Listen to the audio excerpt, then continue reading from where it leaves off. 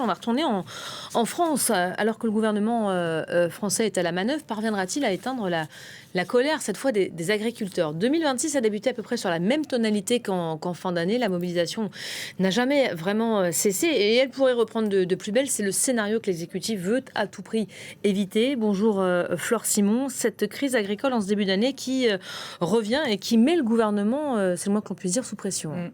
Alors déjà, les raisons, pourquoi la crise agricole revient, c'est toujours les mêmes que fin 2025.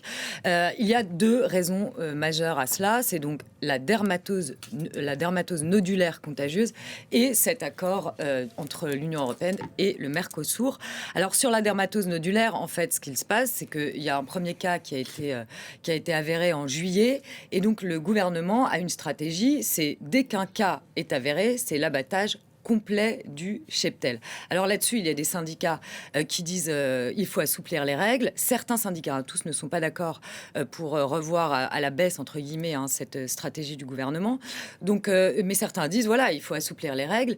Et puis, on ne veut pas d'un abattage systématique. Alors le gouvernement, en fin d'année dernière, il a accéléré la vaccination, mais pour certains syndicats, comme la coordination rurale, que Sébastien Lecornu a reçu hier soir, ce n'est pas suffisant et ce syndicat reste d'ailleurs très mobilisé. On va écouter son président.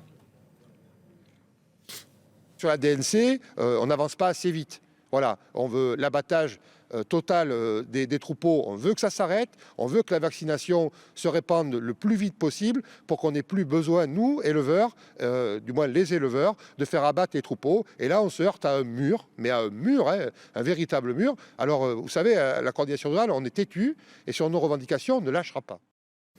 Et l'autre sujet de tension, c'est donc le Mercosur, cet accord ce traité de libre-échange entre l'Union européenne et des pays d'Amérique du Sud qui risque bien de mettre le feu aux poudres. Il pourrait être signé le 12 janvier prochain. En fait, en décembre, Emmanuel Macron, grâce au soutien de l'Italie, a réussi à suspendre la signature de ce traité. Suspendre, pas annuler. Donc il revient là dans l'actualité européenne. En fait, le chef de l'État estime que le compte n'y est pas et les agriculteurs, eux, disent qu'il y a une concurrence déloyale, c'est-à-dire que des produits pourraient être importés d'Amérique du Sud qui ne respectent pas les règles européennes. Donc tout ça pour dire que cette semaine, des actions sont prévues toute la semaine. Elles ont d'ailleurs déjà commencé avec un point d'orgue, c'est que les agriculteurs arrivent jeudi à Paris. Voilà, ce qui arrangerait pas du tout les affaires du gouvernement. Du coup, il prend quoi, le taureau par les cornes, c'est ça? Sébastien Lecornu prend en effet le taureau par les cornes, ne laisse absolument pas la crise s'installer, puisqu'en décembre, le Premier ministre avait mis un peu de temps à se saisir du sujet. Donc, il consacre tout le début d'année à cette crise agricole. Il a reçu hier des syndicats agricoles, il va en recevoir d'autres tout à l'heure. Il y a eu ce matin une réunion avec les ministres à Matignon autour de l'agriculture. Et puis dimanche soir, dans une lettre ouverte qui a été publiée dans la PQR, Sébastien Lecornu promet de nouvelles mesures et le retour du bon sens, comme par exemple la suspension par arrêté avec l'accord de Bruxelles de l'importation de fruits et de légumes d'Amérique du Sud qui seraient en fait avec des pesticides interdits en Europe. Alors Arnaud Rousseau, un président de la FNSEA qui doit être reçu tout à l'heure à Matignon, c'est le premier syndicat agricole. En fait, il dit c'est bien les paroles, mais ça fait des années qu'on les entend. Il n'y a pas d'actes réellement concrets. Et ce qu'il dit aussi, c'est qu'aujourd'hui, les agriculteurs, il y a une certaine défiance face au pouvoir public. Je vous propose de l'écouter, c'était ce matin chez nos confrères de TF1. Les agriculteurs, vous savez, sont aujourd'hui venus très défiants de la parole publique, de celle du Premier ministre aujourd'hui. Mais je vous rappelle que depuis 2 ans, nous avons eu 6 Premiers ministres, 6 gouvernements différents et 5 Premiers ministres. Il y a 2 ans, au moment de la colère agricole, c'est Madame Borne qui était Premier ministre. Nous avons eu 5 premiers ministres successifs et 6 gouvernements. Et donc il y a une forme aujourd'hui d'incompréhension et de défiance vis-à-vis de la parole publique. Donc vous voyez que le sujet reste extrêmement sensible, que le gouvernement apparaît quand même assez fébrile et il essaye de absolument ne pas être dans le rapport de force avec les agriculteurs, mais de trouver des moyens pour négocier et sortir de cette colère qui monte.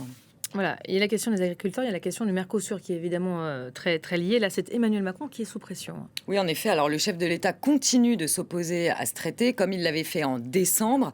Et hier, lors du compte-rendu du Conseil des ministres, la porte-parole du gouvernement, Maud Bréjon, a réaffirmé la position du gouvernement sur ce sujet du Mercosur. On l'écoute. Le traité du Mercosur n'est toujours pas acceptable en l'état.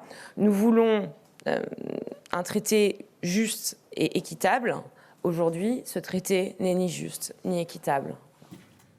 Sauf que voilà, si en décembre, Emmanuel Macron avait réussi à faire suspendre la signature de ce traité grâce à Giorgia Meloni, la présidente du Conseil italien, aujourd'hui, pour l'Italie, visiblement, l'Italie serait d'accord pour que ce traité soit mis en place. Donc Emmanuel Macron, il apparaît sérieusement isolé dans son opposition à ce traité avec les pays d'Amérique du Sud. Donc il se pourrait bien que, in fine, cette signature ait bien lieu le 12 janvier prochain. Alors évidemment, on imagine que si ce traité est finalement, je dis finalement Elisabeth parce que ça fait plus de 25 ans qu'il a été négocié, ce traité avec les pays entre l'Europe et les pays d'Amérique du Sud, on imagine que ça pourrait réellement mettre le feu aux poudres de l'agriculture et que la colère agricole, voilà, mobilisation d'ampleur, blocage du pays, ce que craint évidemment le gouvernement, puisque ça ajouterait une crise aux crises au pluriel, politique et financière. On rappelle que le budget doit encore être examiné, adopté et voté. Ça commence jeudi en commission.